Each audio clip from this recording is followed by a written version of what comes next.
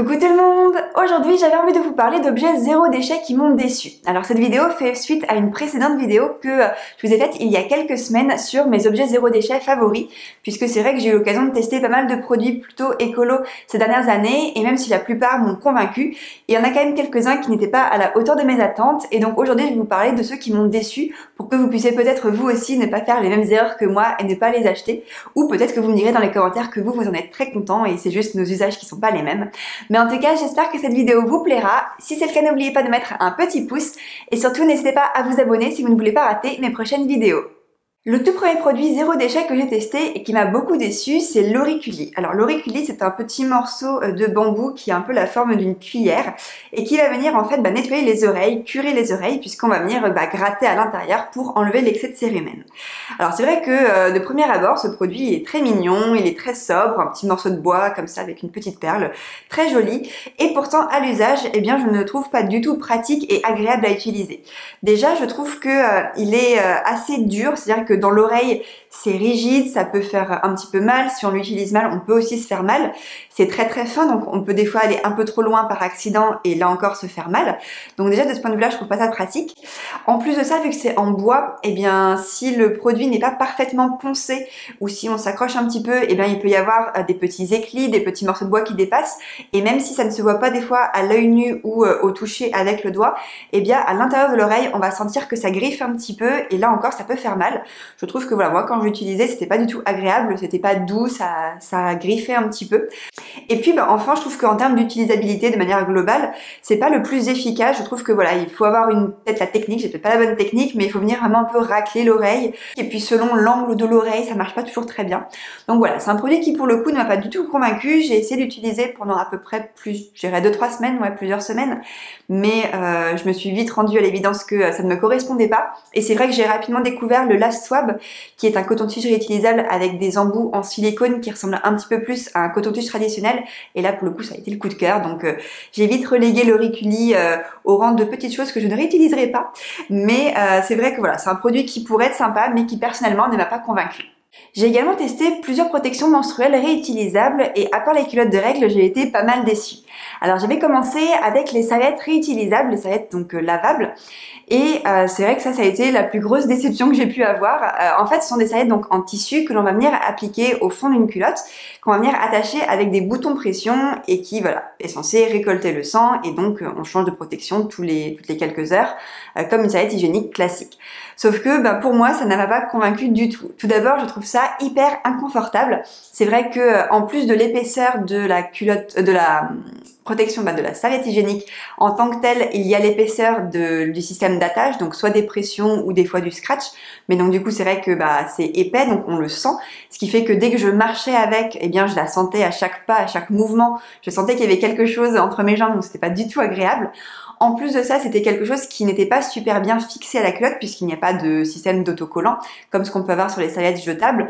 Et donc du coup, la serviette bougeait soit d'avant en arrière, soit elle tournait sur elle-même, ce qui fait que là encore, ce n'était pas agréable, mais que en plus, j'avais quand même pas mal de fuites puisque vu que ça bougeait, la protection n'était pas fiable, ma culotte était soit tachée ou alors c'était mon pantalon qui allait être taché. Enfin, il y avait toujours des problèmes et donc voilà, d'un point de vue et confort et praticité et efficacité, c'était vraiment un produit qui m'a pas convaincue. Donc je l'ai seulement testé, je dirais quelques jours. J'ai dû la tester peut-être 1 ou 2 jours à mon premier cycle et puis peut-être une journée cycle d'après et j'ai vite compris que ce n'était pas fait pour moi. Donc j'ai pas plus insisté que ça. Heureusement, je n'avais acheté qu'une seule, donc ça allait. Et puis du coup, j'ai voulu acheter après une cup menstruelle puisque c'était la période où on en entendait beaucoup parler, tout le monde disait que c'était génial. Donc moi aussi j'en ai acheté une, j'avais acheté une de la marque Miluna. Donc ça se présente comme ceci. Donc c'est une cup qui est en silicone, d'ailleurs je crois qu'il dit silicone médical, donc c'est tout moelleux. Et en fait, on va venir mettre ça donc à l'intérieur de son vagin pour récupérer le sang des règles. Donc sur le principe, c'est quand même vraiment pas mal puisque ça va venir remplacer un tampon. Alors, je l'ai quand même utilisé pendant à peu près 1 an, donc c'était quand même un produit qui me correspondait à peu près. Mais de 1, ça n'était pas complètement optimal et de 2, j'ai ensuite découvert la culotte de règles, donc ça a changé ma vie. Mais c'est vrai que je continue encore de l'utiliser un petit peu les jours où j'ai besoin d'être en maillot de bain, par exemple si je vais à la piscine ou à la plage et que du coup je ne peux pas mettre une culotte de règles, eh bien je vais quand même utiliser une cup. Mais c'est vrai que ce n'est pas mon moyen de prédilection pour plusieurs raisons. La première, c'est que c'est pas forcément très facile à insérer et à bien positionner. Alors encore moins les toutes premières fois, puisqu'au tout début je la mettais toujours très mal et j'avais toujours énormément de fuites. C'était presque comme si j'en avais pas, donc c'était vraiment pas l'idéal. Après avec le temps j'ai un peu trouvé ma technique, mais c'est vrai que même si je suis à l'aise avec mon corps, eh bien c'est pas forcément facile à insérer et à positionner correctement. Et en fait quand on l'insère, on vient en général la replier comme ça, ou en U, et en fait on va venir l'insérer et une fois qu'elle est à l'intérieur on la lâche et puis elle est censée se remettre dans sa position pour du coup récolter le sang. Sauf que moi ça arrivait plein de fois où elle reste coincée comme ça par exemple, ce qui fait que le sang coulait à côté. Ça arrivait qu'elle soit pas forcément bien remontée et donc du coup je la sentais quand je marchais, donc j'étais pas forcément à l'aise. Donc déjà de point de vue confort, c'était pas toujours pratique. Une fois qu'elle était bien positionnée, par contre, je la sentais pas du tout. Donc ça allait, mais ça m'est arrivé de mal la mettre. Et puis ensuite voilà, j'avais souvent des fuites quand même. Et puis aujourd'hui, quand je la mets uniquement pour quand je vais à la piscine par exemple ou en maillot de bain, eh bien ça m'arrive souvent d'avoir quand même quelques fuites sur mon maillot de bain. Alors après ça va, je la garde pas 10 heures d'affilée, c'est seulement quelques heures, donc les dégâts sont pas trop importants. Mais voilà, c'est pas forcément l'idéal. C'est pas un produit que j'ai continué d'utiliser. Les culottes de règles pour moi c'est la vie maintenant. Je vous ai d'ailleurs fait une vidéo dédiée si vous voulez jeter un coup d'œil, j'en ai testé plein et je n'utilise plus que ça aujourd'hui, sauf quand je porte un maillot de bain. Mais donc voilà, c'est un produit qui m'a quand même déçue, même si il est très bien et je pense qu'il correspond à plein de femmes. C'est pas un produit pour moi. Toujours dans la catégorie hygiène et beauté, j'ai également été très déçue par les cosmétiques hydratants solides. Alors je précise bien hydratant ou nourrissant, puisque j'ai testé plein de cosmétiques solides et je suis convaincue par plein d'entre eux, notamment les savons solides, le dentifrice solide, le shampoing solide, enfin il y a vraiment plein de super produits solides en cosmétique, mais tout ce qui va être produit nourrissant pour la peau, eh bien ça très peu pour moi. Alors pour vous montrer un exemple, j'ai gardé un beurre de cacao solide de la marque L'Amazuna que j'ai eu l'occasion de tester quelques reprises. Et j'avais également testé un soin de nuit qui était de la marque Pachamama, je crois. C'est le soin NYX. Et dans les deux cas, eh bien, je n'ai jamais réussi à trouver la bonne technique pour les utiliser et je trouve que voilà, c'est vraiment pas pratique. Alors pour vous montrer à quoi ça ressemble, donc là, le mien il a déjà quelques utilisations, mais ça se présente comme ceci, donc c'est comme un petit galet. À la base, c'était donc de cette taille-là et puis comme vous pouvez le voir, il a quand même pas mal réduit. Et il a quand même pas mal réduit d'ailleurs en seulement 5 ou 6 utilisations. Donc comme quoi ça doit pas aller très très longtemps, peut-être que je l'utilise très mal. Mais en fait, je vais venir l'appliquer directement sur la peau, je vais venir le frotter pour que le produit se dépose. Mais je trouve que c'est pas suffisamment nourrissant, ou je sais pas, le produit peut-être pas très bien, puisque on sent qu'on a déposé quelque chose sur la peau, mais en même temps, la peau, on la sent pas nourrie en profondeur, ça reste vraiment en surface, ça fait un petit côté un peu poisseux. Et voilà, je trouve que c'est pas facile à appliquer, ensuite à étaler encore moins, puisque si par exemple je fais un mouvement comme ça avec le petit galet, le produit va donc se répandre sur la zone où je suis passée, mais ensuite si je fais ça, ça va absolument pas l'étaler, ça va vraiment rester sur la zone où je suis passée.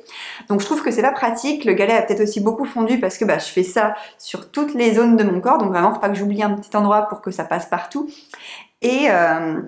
Et du coup, voilà, je trouve que ça se répartit pas bien. J'ai pourtant testé plein de techniques sur peau sèche, sur peau mouillée, sur peau très chaude. Par exemple, si je prends une douche très chaude et que du coup, j'ai la peau encore chaude, je me dis ça va peut-être mieux fondre. Pas forcément. J'ai testé en l'appliquant en étant en plein soleil, en fin de journée par exemple, en été, en me disant que la peau était chaude, le galet avait chauffé, ça allait mieux fondre. Mais l'application était pas forcément beaucoup mieux. C'était un petit peu facilité, mais pas plus que ça. Donc voilà, de manière globale, j'ai pas trouvé que les cosmétiques hydratants solides étaient pratiques à utiliser, étaient efficaces et donc ne me correspondent pas. Je passe maintenant à la cuisine et un produit qui m'a beaucoup déçue alors que j'en avais entendu beaucoup de bien, ce sont les bee wraps ou les bee wraps. Ce sont en fait des morceaux de tissu imbibés de cire d'abeille qui servent en fait à remplacer le film étirable et qui vont venir en fait recouvrir des bols, des plats pour faciliter la conservation, bien protéger les plats quand ils sont dans le frigo notamment et éviter que l'air ne passe, enfin voilà, c'est pour protéger les plats. Je suis sûre que vous voyez ce que c'est. Eh bien en fait j'en entendais beaucoup de bien, beaucoup de bonnes revues, il y a même des tutos pour les faire soi-même, mais c'est vrai que moi j'en ai testé donc 2, et c'est vrai que j'ai pas été convaincue, je trouvais que ça tenait pas forcément très très bien, que quand on repliait les bords des fois ça se décollait un petit peu, que même si on le mettait dans une forme, ça tenait pas forcément, et donc du coup qu'il s'enlevait un peu, se défaisait, que l'air passait quoi qu'il arrivait en dessous. Donc voilà, peut-être que ceux que j'ai testés n'avaient pas assez de cire d'abeille pour vraiment bien tenir, mais ce n'est pas voilà un type de produit qui m'a convaincu, que je trouve pratique à utiliser, même si en soi j'aime beaucoup toute la logique et toute l'éthique qu'il y a derrière. À l'usage, ça ne me correspond pas, donc je sais pas si c'est moi qui sais pas les utiliser, si j'ai pas eu les bons. N'hésitez pas vous à me dire si vous les avez déjà testés, si vous en êtes convaincu ou pas, parce que j'ai vraiment vu de tout sur internet, j'ai quand même vu beaucoup de bons avis, mais personnellement ça n'a pas fonctionné pour moi. Donc voilà, je suis passée plutôt sur les soit sur les boîtes réutilisables, donc des boîtes en verre avec des couvercles qui ont un joint en silicone pour pour être bien hermétique. Et puis sinon j'ai aussi des petits couvercles étirables là aussi en silicone qui viennent recouvrir des bols ou des plats, que je trouve aussi très pratiques et que j'utilise assez régulièrement, et qui pour moi ont remplacé justement ces B-Wrap qui ne me correspondaient pas. Et le dernier produit zéro déchet qui m'a beaucoup déçu, ce sont les tawashi ou les éponges réutilisables. Alors là, j'ai eu l'occasion de tester différents types de modèles. J'ai testé donc les tawashi fait maison, les tawashi achetés tout prêt et les éponges lavables, donc en magasin zéro déchet par exemple. Et à chaque fois, je n'ai pas forcément trouvé les produits super pratiques à utiliser et vraiment les plus optimaux.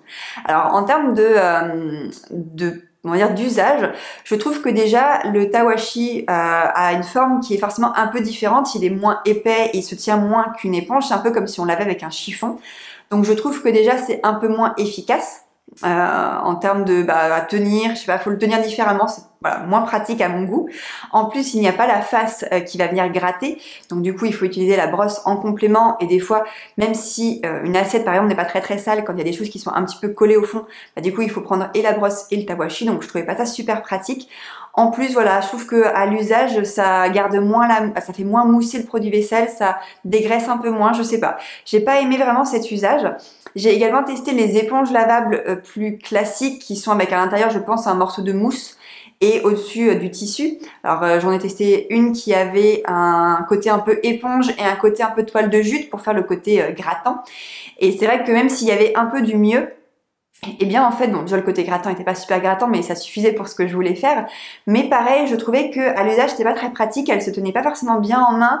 En plus, au niveau de la forme, si on l'étreignait, elle reprenait pas sa forme, donc du coup elle restait toute étroite, donc il fallait la retirer.